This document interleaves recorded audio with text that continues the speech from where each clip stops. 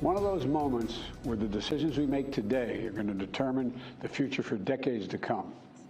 President Biden gave a major primetime address to the nation on the crisis in Israel this week. From the Oval Office, he made his case back to Ukraine against Russia, and he says his support for both nations is vital for our national security. Hello and welcome to Capper Review. I'm Tasmin Mahfouz with more on the president's Oval Office speech. I want to bring in the Hill's national political reporter, Cate Martel. Cate, thank you so much for joining us. Thank you so much for having me. So during the president's address, he said that he would ask Congress for aid to Israel and Ukraine. Now, that request, we're learning now, is more than $105 billion. So at this point, it's not a simple ask. Is it even a realistic ask? Because we've already hit an impasse on government spending. The House still doesn't have a speaker. Yeah, it's a very unrealistic ask at this point, especially, considering that we have a government funding deadline in under a month, and even the simpler appropriations for the budget were already up in the air, and that was already the holdup that was preventing an omnibus from passing, and why we are continuing to have a continuing resolution to temporarily keep the government open. And that was not including this additional $100+ billion in funding for Ukraine, for Israel, for the U.S.-Mexico border, and a bit for Taiwan. So at this point, what you look at what's happening in the House, and the House is completely paralyzed, that they're not going to be able to pass any appropriations at this point until they sort out their speaker saga. We thought that there might have been, a last-ditch plan to put the temporary speaker, Patrick McHenry, into a stronger role where he'll have more powers to legislate that could open up the House so that they could start considering some of these bills. But Republicans ditched that plan yesterday, and there doesn't really seem to be another plan in the works while we have this funding request from Biden. And speaking of which, a lot of reaction to President Biden's address from Republicans. It was especially an opportunity for Republican presidential candidates to give their critique. What's being said? Yeah, Biden, the reaction to Biden has not been great among Republicans.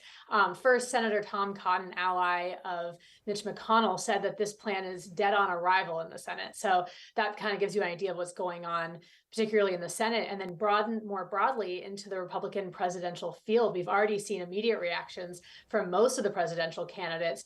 Florida Governor Ron DeSantis, former President Trump, Nikki Haley, Doug Burgum have all come out and slammed Biden's plan because they are worried that the aid that will go, that is classified as humanitarian aid to Gaza, will get into the hands of Hamas fighters, and they're worried that this will backfire. And then businessman Vivek Ramaswamy took it one step further to say to denounce that any funding goes to more foreign wars.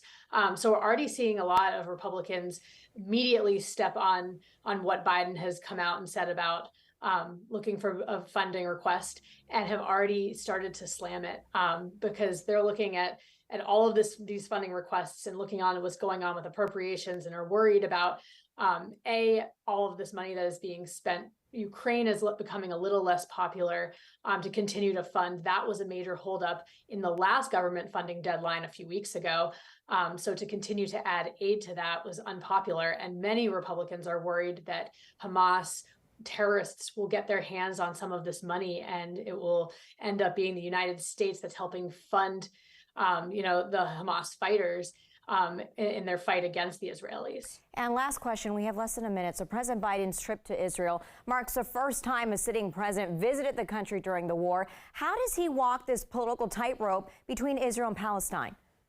Yeah, he's in a tough spot where, historically the United States has been very pro-Israeli and is trying to help in the aid as much as possible, while also walking the fine line of denouncing Hamas, not the Palestinians, making that this is an issue of terrorism, that the attack that Hamas carried out a few weeks ago killed many people, civilians, and that he can continue to denounce that. So I think the fine line is showing as much support as he can towards Israel, while also then highlighting the humanitarian efforts and making it clear that the U.S. is anti-Hamas, not necessarily anti-Palestinian. All right, national political reporter with The Hill, Cate Martel, thank you so much for being here, for your insight and time. Thank you.